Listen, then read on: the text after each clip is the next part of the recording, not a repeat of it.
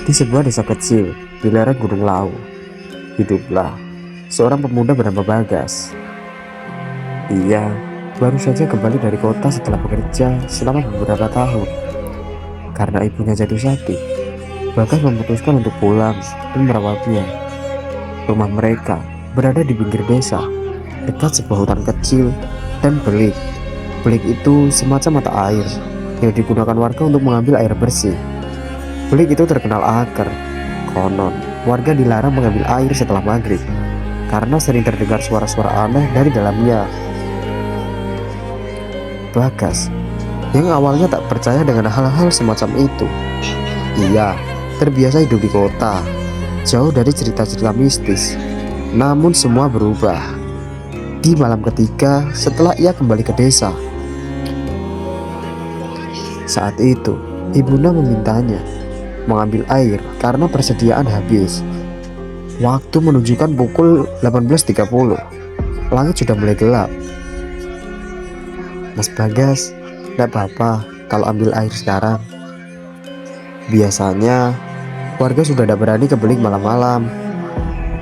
Tanya tetangganya, Bu Siti, yang melihat Bagas membawa ember. Tidak apa-apa Bu, saya cuma ambil sebentar. Takutnya besok pagi malah lupa, jawab Bagas sambil tersenyum. Ia berjalan ke arah belik yang berjarak 300 meter dari rumahnya. Jalan setapak menuju belik sepi, dikelilingi semak belukar, hanya suara jangkrik dan angin malam yang menemani. Sampai di belik, suasana terasa aneh. Airnya tenang, tapi udara di sekitarnya dinginnya luar biasa, lebih dingin dari biasanya. Bagas menunduk untuk mengisi embernya.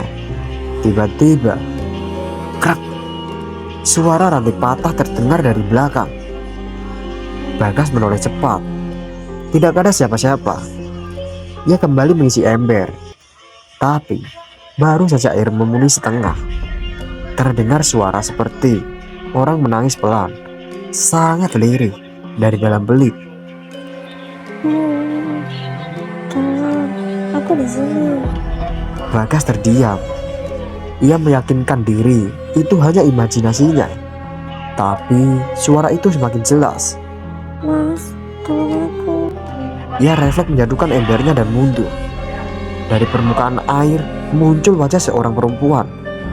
Pucat, rambutnya panjang menutupi sebagian wajah.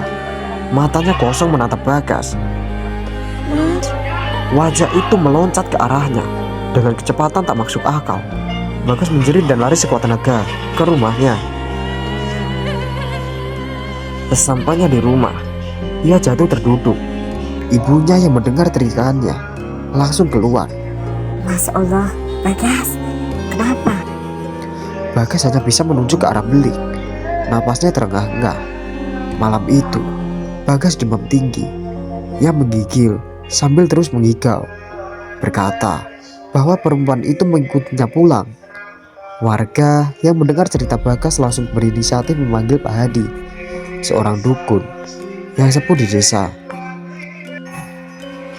Pak Hadi datang dan segera melakukan ritual pembersihan rumah, menaburkan bunga 7 rupa, membakar kemenyan, dan membaca doa-doa. Selesai ritual, ia duduk di depan ibunya Bagas dan berkata, Belik itu memang sudah lama dijaga sosok wanita yang dulunya korban kecelakaan di situ. Ia tenggelam puluhan tahun lalu, tapi jasadnya tak pernah ditemukan. Arwahnya belum tenang. Mungkin karena Bagas datang malam-malam, ia merasa terganggu. sejak malam itu Bagas tak berani ke belik itu lagi, apalagi setelah maghrib. Beberapa warga pun mulai rajin mengadakan selamatan di sekitar belik setiap malam Jumat Kliwon agar tak ada lagi yang diganggu. Sampai sekarang, belik itu masih ada dan masih digunakan warga, tapi hanya di siang hari. Dan jika kamu berani mendekat setelah matahari terbenam, kadang kamu masih bisa mendengar suara lirih dari dalamnya. Tolong, aku di sini.